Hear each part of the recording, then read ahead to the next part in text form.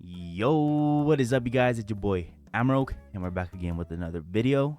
Today we got a settings video. I was thinking, and I also got a comment of doing a settings video because maybe one of you guys want to know what kind of settings I rock and what is it that I use. I will also be saying what settings I use for sniping and what settings I use for reg gunning. So if you guys did enjoy this video, make sure you guys drop a like, subscribe, and turn on those post notifications so you guys get notified when I post a new video. And without further ado, let's run that intro.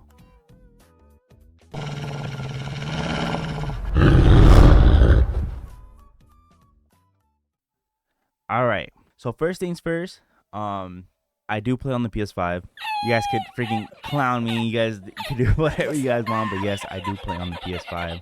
So if you guys have a PS5 and have a 120 hertz monitor or higher, make sure you guys go to graphics and make sure you guys have the 120 hertz refresh rate on. Make sure you guys keep that on because that basically means that the frames are going to be a lot more faster than normal, so that you guys are most likely be able to see an enemy before a monitor that's 60 hertz. I do play on 120 FOV. I like playing on 120 FOV just because I have a wider range of visibility. So that's those settings for graphics.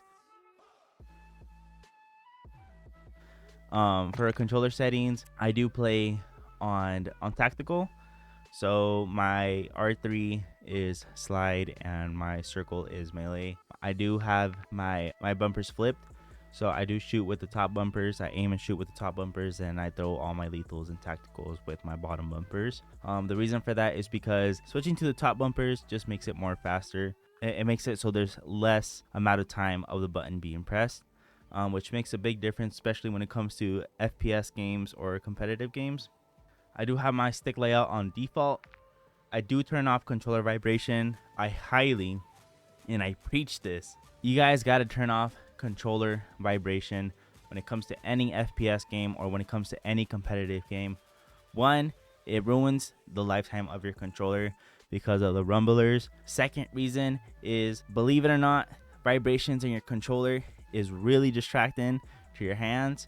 It's really slight, but I highly recommend you guys turning off controller vibration. My trigger effects off. I just don't like having trigger effects. For dead zone inputs, I do have it at 10, 100, 10, 100. If your guys' controller is brand new or doesn't have controller grip, I highly recommend keeping it at 10 or below. There's no reason for you guys to put your dead zones any higher. Now for aiming. So for sniping, I do keep my horizontal stick sensitivity at 10. And I have my vertical stick sensitivity at 11. Now, if you guys are wondering why I do not have it at 10, 10, it's because when you guys are aiming, you guys are trying to aim for the chest and above. So keeping that one sensitivity a little bit higher than the horizontal really helps with the flicks. If you guys aim for the stomach, that one sensitivity makes it so it pushes it up a little bit higher. Since you guys are flicking, it'll either hit the chest, and if you guys are aiming for the chest, it would hit the head. So I always keep it at 10, 11. The same goes for ray gunning. When I ray gun, I keep it at 6, 7. A lot of competitive players keep their sensitivity at low, just so there's more recoil control and it's a lot more smoother. So if you guys are ray gunning, I highly recommend 6, 7. If you guys are sniping, 10, 11 is good. ADS sensitivity multiplier, I do keep it default. Everything else is normal too. 1.0, 1.0, 1.0, 1.0. Vertical aim axis, it's all standard. Tactical stance sensitivity multiplier, standard. Recommend you guys changing the aim response curve type. Always put at dynamic, no matter what. Dynamic is the best. This is normal. It's at 1.0 instant. All this is off. Target aim assist, I do have target aim assist on, and I just rock Black Ops for sniping and ray gunning. When I would ray gun, I'd use Black Ops, and when I would snipe, I'd use precision. I guess one time I forgot to change it back, and I just started sniping with Black Ops, and I just got used to it. So I recommend using Black Ops for aim assist type. Everything else is normal. Motion sensor behavior, that's off, and I do not mess with any of these things here. For gameplay, I do have automatic tactical sprint. If you guys do not have automatic tactical sprint, I don't know what's wrong with you guys. You guys gotta have automatic tactical sprint just so you guys aren't always pressing down your left joystick.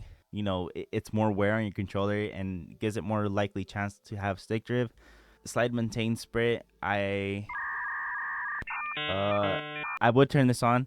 I don't know why I have it off, but make sure that's on. Auto move forward, that's off. Tactical sprint behavior, I do have it at double tap just because, again, I do not touch my L3. Grounded mantle, I turn this off because, oh my god, there's been so many moments where I'm behind something and I'm trying to take cover and my character just automatically jumps over something and he just gets me killed. Automatic airborne mantle, same thing. I have this off just because it just messes me up most of the time. Automatic ground mantle or hang off as well.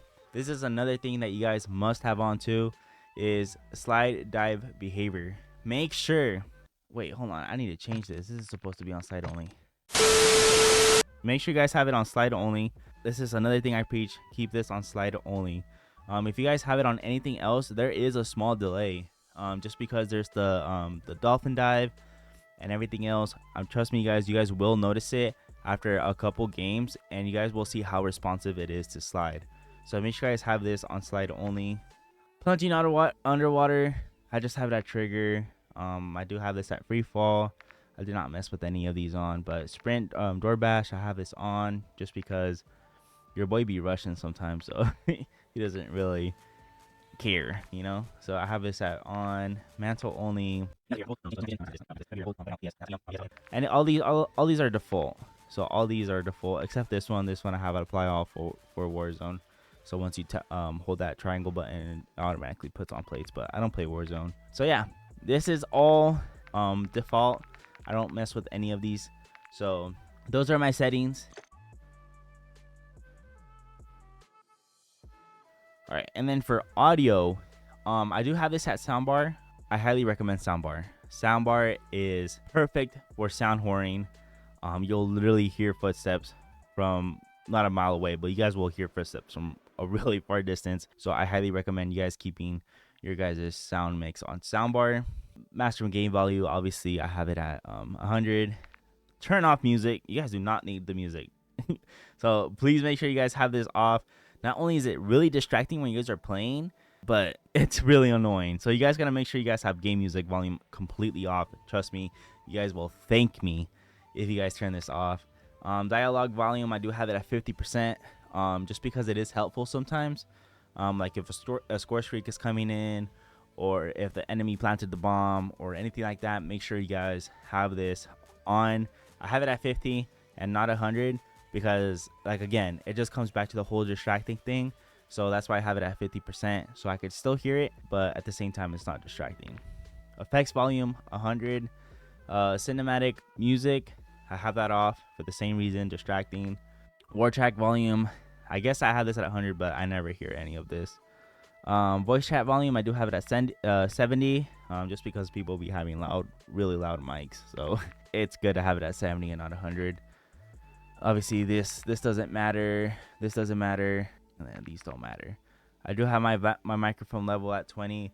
Every time you do start off this game, it'll automatically put it at 100.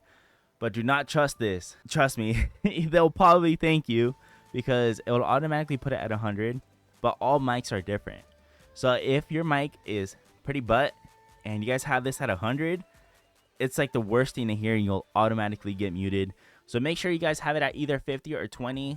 20 is perfect for me. It's not too loud, nor is it too low. So always test your microphone level too, but I highly recommend having a buddy in your lobby or a friend or someone in the lobby tell you, just so you guys don't get muted right away. So we reached the end of the video. If my settings helped you guys out or it helped you improve in your gameplay, let me know down in the comments. And again, I'll see you guys in the next video. Peace.